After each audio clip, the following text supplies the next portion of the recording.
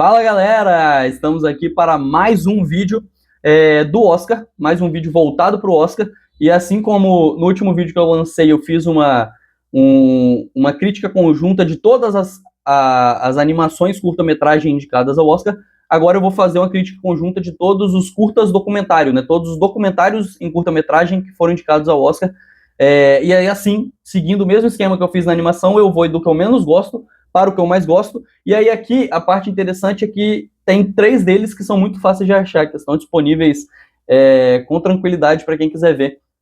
Apesar, né, de não ser exatamente popular, né? O curta por si só não é um formato tão popular assim. As pessoas assistem muito em festival, assistem muito em outros ambientes, mas mesmo quando eles estão em serviços de streaming grandes, sei lá, só assiste quando ele é indicado ao Oscar, sabe, por exemplo. Mas vamos fazer aqui esse serviço e aí eu vou falando sobre esses filmes, indico onde eles estão, para quem quiser assistir, quiser, sei lá, tentar fazer uma maratona com tudo que está no Oscar, é o que eu tento fazer todo ano, então os curtas estão inclusos nessa lista. Vamos para esses 5 curtas, do que eu menos gosto para o que eu mais gosto. Começando com Armado com uma Câmera, A Vida e a Morte de Brent Renaud, que é dirigido pelo próprio Brent Renaud e pelo irmão dele, pelo Craig Renaud. Eles eram parceiros, né, na construção de coisas, e esse documentário ele vai acompanhar meio que a carreira do Brent Renaud, sendo um filme feito após a morte dele na guerra entre a Rússia e a Ucrânia. O Brent Renaud era um cinegrafista, documentarista muito conhecido, a especialidade dele era zonas de guerra. Então ele tem documentários na Síria, documentários no Irã, documentários no Iraque, documentários no Afeganistão, e ele estava fazendo a cobertura da guerra entre a Rússia e a Ucrânia, e foi assassinado, né, entre outros jornalistas que foram assassinados em um evento. O Brent Renaud estava entre eles, e aí eles decidem fazer esse documentário para, entre aspas, celebrar a morte dele, mostrando um pouco dos trabalhos dele, né? Então, o documentário ele tem 2 linhas narrativas, né? Um resumo sobre a vida do Brent Renaud, quem era o Brent Renaud, e aí eu acho muito interessante porque eu vi alguns documentários do Brent Renaud e ele era um cinegrafista muito impressionante. Principalmente por essa parada de tentar buscar a história das pessoas, né? Ele não era um documentarista jornalista que queria fazer o panorama da guerra como um todo, geopoliticamente. Ele ia para a guerra para contar a história dessas pessoas que tiveram as casas bombardeadas, né, perderam entes queridos. Então, eram curtas muito interessantes, muito fortes. E aí, fazer esse panorama da história dele, eu acho muito legal. O documentário também tenta traçar alguns paralelos de discussão em relação ao autismo, que o Brent era autista. Aqui, acho que ele já vai não tão bem assim. A ponta da ideia é muito boa, o início da ideia é muito bom, mas a discussão é super rasa, não se aprofunda. Só que a questão disso tudo é que ela não se aprofunda porque o documentário ele escolhe um caminho que por si só ele vai ser divisivo, porque ele tem muito pouco tato. E aí ele fica muito dividido entre quero homenagear o Brent, quero discutir sobre neurodivergência, ou eu quero chocar. E aí quando ele vai para esse lado do choque, e aí isso aqui é um mini spoiler, mas que precisa ser dito, eles filmam o corpo do próprio Brent Renaud em vários momentos. Então, assim, e esses momentos, eu sinto que é o choque pelo choque. Eu não sinto que eles estão dizendo nada sobre o Brent. Eles estão querendo chocar o público com algo que aconteceu, que é meio que o caminho contrário do que o próprio Brent fazia, sabe? Pelo menos na minha opinião. Sabe, o Brent, ele estava ali, ele chocava as pessoas, ele também mostrava corpos, mas só que o foco dele estava sempre em contar a história daquela pessoa, sabe? E aqui parece que o irmão dele não faz esse mesmo direcionamento. Então, me dividi um pouco, sabe? Tem coisas interessantes da vida dele, mas o potencial se esvai um pouco pela forma como eles tratam a tragédia, sabe? Por essa pouca busca de humanidade na tragédia, que é justamente o que o Brent fazia. Então eu não sou tão fã assim do documentário. Ele tem potencial para dividir, eu acho que tem muita gente que vai ficar muito impressionada com esse choque, tem muita gente que vai odiar. Eu fiquei aqui nesse meio do caminho, é uma nota 2,5 de 5, e ele está disponível na HBO Max, para quem quiser assistir, é um curta muito fácil de assistir. Em segundo lugar aqui nessa minha lista, Perfectly a Strangeness. Eu não consigo traduzir essa frase exatamente, é meio que uma comparação entre perfeição e estranhamento. Não tem uma tradução tão prontinha em português. Um curta documentário que é dirigido pela Alison McAlpine, e ela vai meio que para um deserto e vai acompanhando 3 burros que estão caminhando por uma estação astronômica, por um observatório astronômico abandonado. Então ela constrói. É a experiência, eu vou tentar simplificar. Esse curta é a experiência mais estranha, mais cansativa e a mais curiosa que eu tive com todos os curtas. Isso na mesma proporção. Então, assim, a nota vai refletir um pouco sobre isso, porque eu achei cansativo, eu fiquei um pouco cansado, apesar de ser um curto, sei lá, 15 minutos. Ele dá uma cansada, mas ao mesmo tempo tem um estranhamento ali que me pegou. E tem um aspecto curioso que me pegou, porque é isso, o documentário não tem diálogos, é simplesmente uma câmera acompanhando 3 burros andando por um observatório abandonado. E aí eu sinto que cinematograficamente, a ideia, e parte dessa ideia está na tela, é construir esse embate entre tecnologia e espécies primitivas, e aí, sei lá, os burros talvez seriam ali uma espécie mais ingênua, de certa forma. Então, é um contraste entre deserto e cenário urbano, entre tecnologia e aspectos primitivos, e aí ela vai acompanhando essas tecnologias que, por mais que nesse momento estejam abandonadas, foram centrais para o desenvolvimento do ser humano, mas em contraste com esses 3 seres que estão literalmente cagando e andando para tudo isso, sabe? Para eles, um observatório que se mexe, super tecnológico, não significa literalmente nada na vida deles naquele deserto. Então, tematicamente, é muito complicado de entender tudo que esse curta queria fazer, mas cinematograficamente ele tem ali um embate interessante entre esses pontos.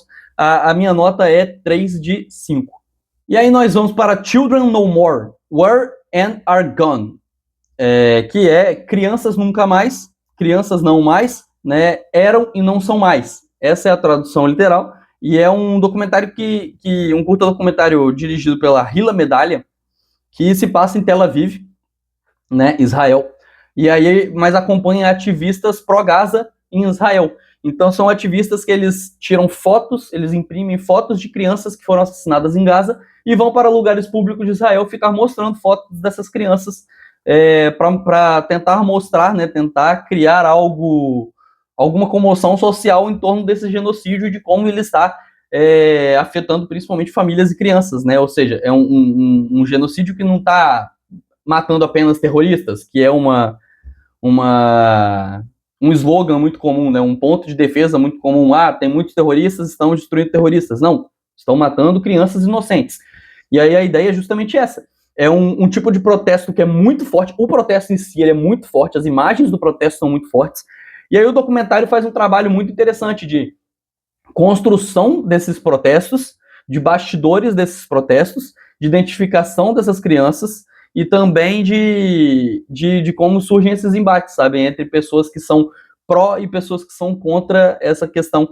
E aí eles vão para o meio da rua. Isso, obviamente, aquece um pouco o contato popular ali, né? Então temos ali pequenas brigas, temos pequenas discussões, mas o documentário ele é muito sensível em como ele vai abordar isso, tanto os bastidores do protesto, quanto os bastidores dessa divisão política que também existe em Israel, né? Uma divisão política que o brasileiro conhece muito bem, né? Uma divisão meio que entre direita e esquerda, e que aqui também vai uma polarização muito comum e que a gente também vai ver ela acontecendo em Israel por meio desses protestos, de novo, protestos muito fortes.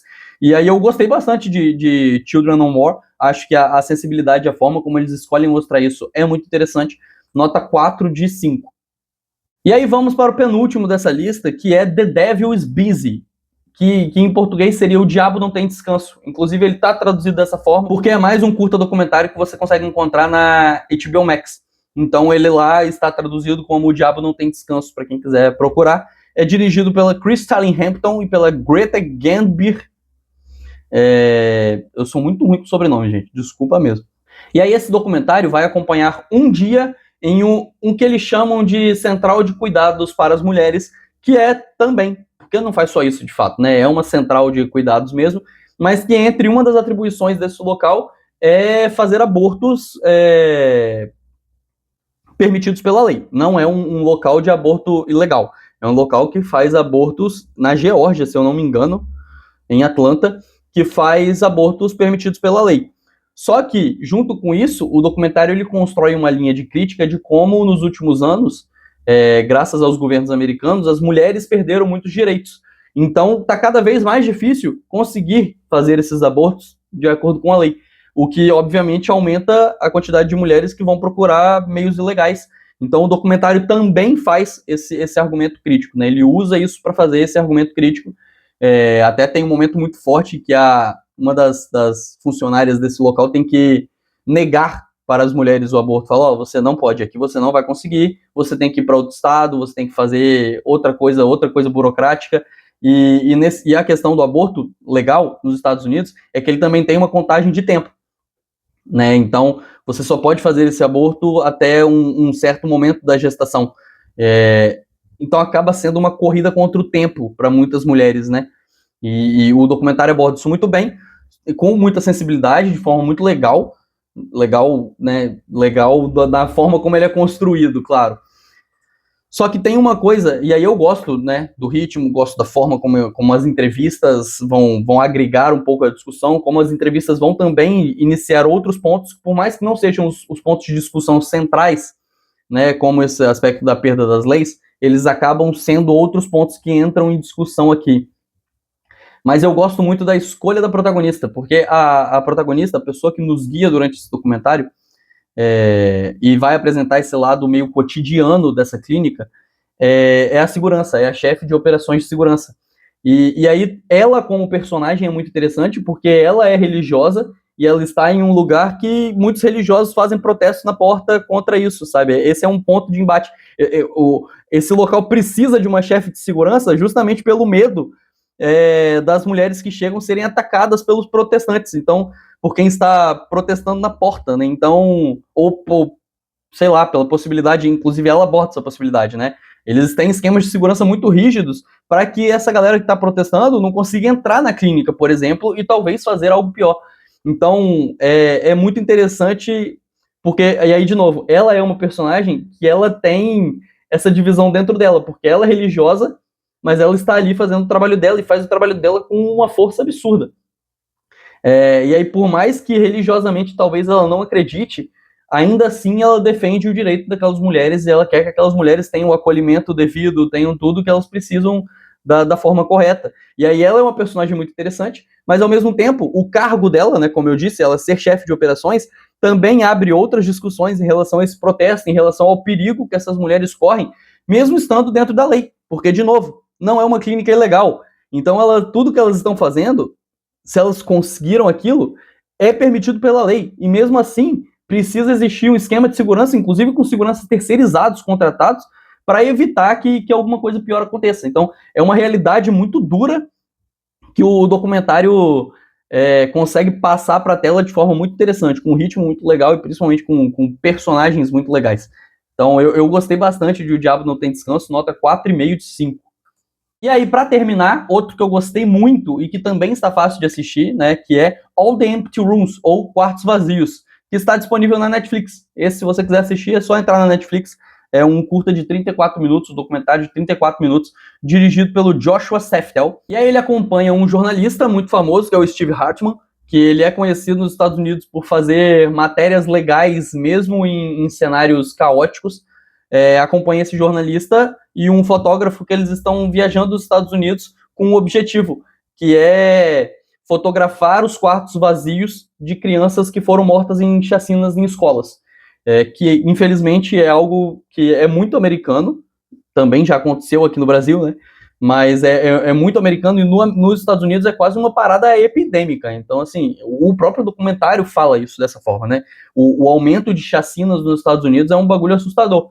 E aí, ao invés de tentar contar histórias nessas chacinas, que foi algo que o jornalista, o Steve Hartman, teve que fazer em alguns momentos por conta do emprego dele, ele decide seguir por outro caminho, ele decide fazer esse projeto meio particular dele, em que ele e um fotógrafo visitam famílias que perderam seus filhos em chacinas em escolas e fotografam os quartos vazios e geralmente intactos, porque essas famílias no processo de luto, elas não desarrumam o quarto. Então, o quarto que a gente vai conhecer ali tem muito daquela criança, tem muito de como ela arrumava o quarto, de como ela deixava as coisas, como era a rotina delas. Então, essas fotos tem muito da criança ali. E aí eu acho muito interessante o trabalho que eu acho interessante tanto o projeto do Steve Hartman, quanto o que o documentário faz. O que o documentário faz tem ali um foco excessivo no jornalista, né, de recontar a história dele, mostrar um pouco que eu não gosto tanto, porque eu acho que o projeto por si só já dizia muito e já tinha muito potencial.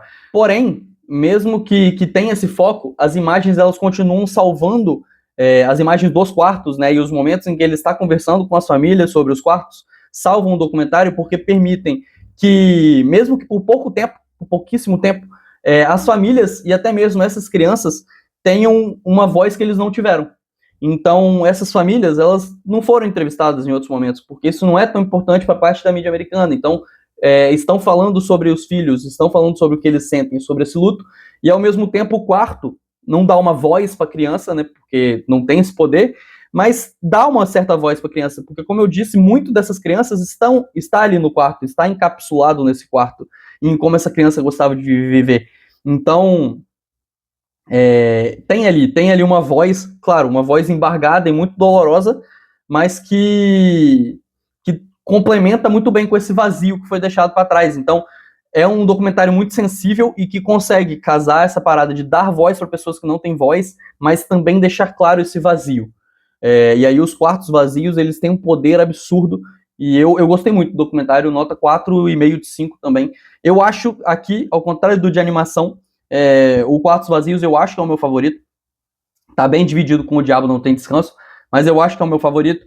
E eu acho que ele também é o favorito ao Oscar. Ele fala de um assunto muito americano, que são as chacinas, e fala de um jeito muito forte. E tem a chancela da Netflix por trás, né? A Netflix está fazendo campanha pro curta, e aí eu acho que ele é o possível favorito nessa categoria, mas estão listados aqui todos os 5 com os lugares onde você pode assistir alguns deles. Valeu, até a próxima.